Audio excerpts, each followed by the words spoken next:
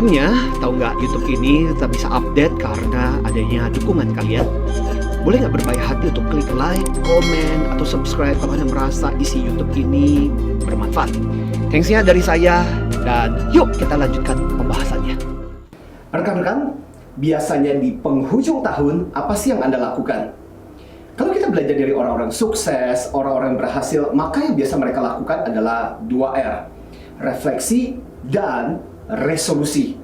Contoh misalnya kalau kita melihat dari Thomas Alva Edison, dia selalu menggunakan waktu untuk berpikir dan merenung. Begitu juga penulis besar John Maxwell, salah satu guru kepemimpinan. Maka pada kesempatan ini, di akhir tahun, apa sih yang bisa Anda lakukan untuk membuat hidup Anda menjadi jauh lebih luar biasa? Maka dalam hal ini, ingatlah 2R yang penting. Satu, yaitu refleksi. Refleksi adalah bicara mengenai bagaimana kita melihat dari masa lalu, dari waktu yang sudah kita jalani, apa sih yang sudah kita bisa petik, apa sih yang bisa kita dapatkan dari tahun yang baru saja kita jalani. Dan berikutnya adalah membuat yang namanya resolusi. Resolusi adalah resolusi, membuat solusi baru buat kehidupan kita yang akan datang. Nah, pada kesempatan ini saya ingin mengajak Anda untuk bicara mengenai bagaimana caranya kita bisa membuat sebuah refleksi yang bagus. Pertanyaannya adalah, mengapa resolusi itu sangat penting dalam kehidupan kita?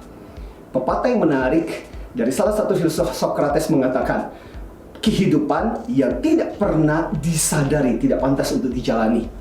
Lantas kemudian ada kalimat yang menarik yang dikatakan oleh Bruce Lee, salah satu guru martial art bela diri yang sangat luar biasa, di mana dia mengatakan begini, yang penting di dalam kehidupan kita bukan seberapa panjang hidup Anda, tapi bagaimana Anda memaknai hari demi hari yang Anda jalani dalam kehidupan Anda.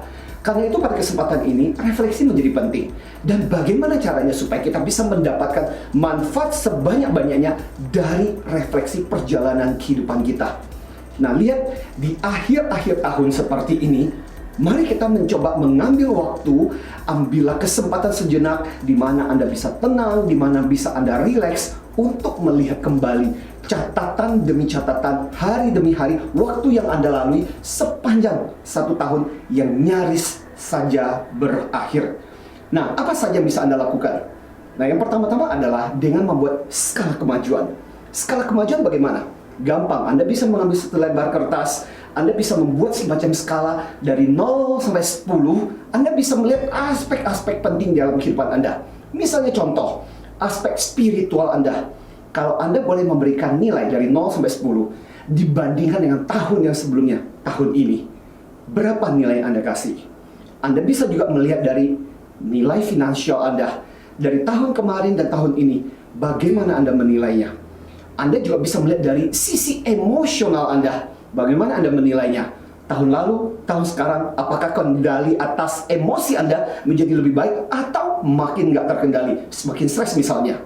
Atau Anda bisa juga melihat dari skala hubungan Anda, sosial Anda, interaksi Anda dengan teman, dengan keluarga. Anda juga bisa memberikan nilai dulu dan sekarang, bagaimana nilainya?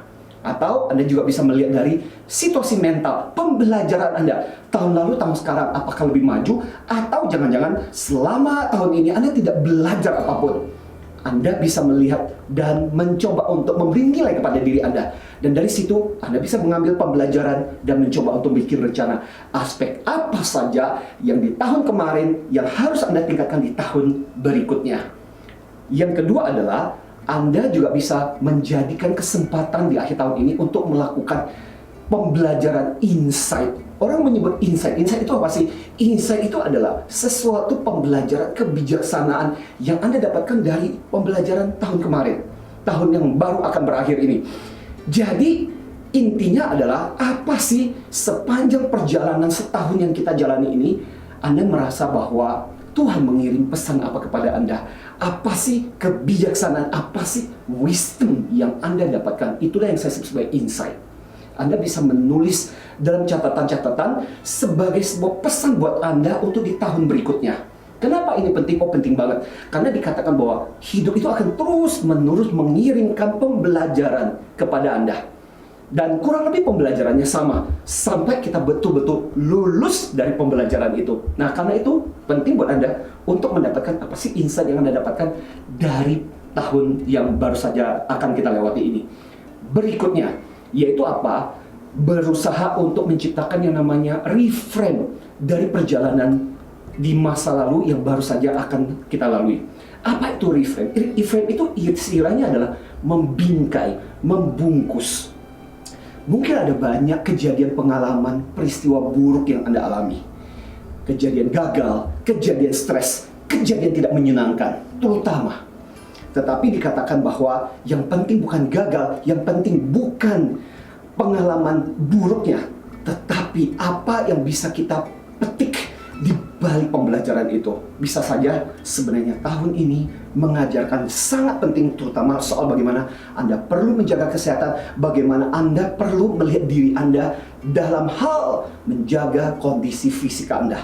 Itu adalah cara Anda membingkai, adalah sangat penting. Dikatakan ketika Anda mengalami kegagalan, ketika Anda mengalami hal yang tidak menyenangkan, bukan itu penting, tapi apa yang bisa Anda petik dari pengalaman itu, itulah yang paling penting. Berikutnya apa? Berikutnya adalah melihat diri Anda dari pengalaman sukses Anda. Saya yakin bahwa setiap tahun kita pasti punya pengalaman sukses. Hanya saja persoalannya adalah apakah mata kita mau memandang dan melihat pengalaman sukses itu atau tidak. Kadang-kadang saking kecilnya sukses itu sehingga kadang-kadang kita menganggap sepele kesuksesan itu. So, di bagian keempat ini adalah Anda melihat apa sih hal-hal sukses yang Anda alami. Paling nggak Anda masih tetap hidup sampai sekarang. Berarti itu sebuah kesuksesan, keberhasilan. Bahwa mungkin masih ada alasan mengapa Anda harus menjalani kehidupan ini. Jadi anggaplah sebagai bagian dari kesuksesan Anda.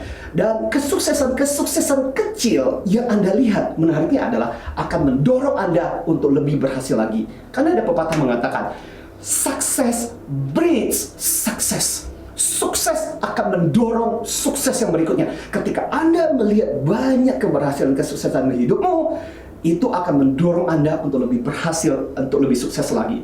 Dan plus, jangan lupa untuk melihat apa sih faktor-faktor yang membuat Anda bisa berhasil. Dan jadikan itu sebagai sebuah pola, sebagai sebuah pattern untuk tahun berikutnya.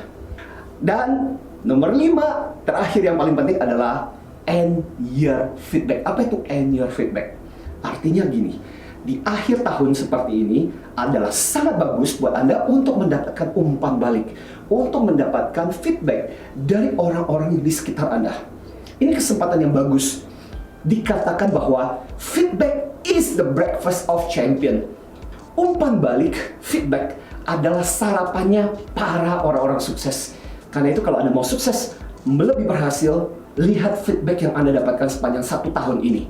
Ada feedback yang tidak menyenangkan, ada feedback yang bagus, terimalah sebagai umpan balik. Dan jadikan feedback itu sebagai sebuah sarana buat Anda untuk meningkatkan diri Anda. Yang bagus dipertahankan, yang buruk mungkin harus jadi refleksi. Apa sih kesalahan yang sudah kita lakukan? So, itulah 5 hal yang bisa Anda lakukan, yang bisa kita sama-sama lakukan untuk membuat hidup kita di tahun berikutnya menjadi lebih sukses, menjadi luar biasa. Jangan lupa. So, ingat kembali skala kehidupan Anda. Yang kedua, bagaimana Anda mendapatkan insight-insight Anda. Yang ketiga, bagaimana Anda membingkai kegagalan-kegagalan Anda. Yang keempat, bagaimana Anda melihat sukses-sukses Anda. Dan yang terakhir adalah mendapatkan feedback untuk kemajuan Anda berikutnya. Semoga 5 hal cara kita melakukan refleksi akan membuat Anda menjadi luar biasa, sehingga Anda siap memasuki tahun berikutnya dengan luar biasa, dengan lebih antusias. Dari saya, Antonio Martin. Salam antusias.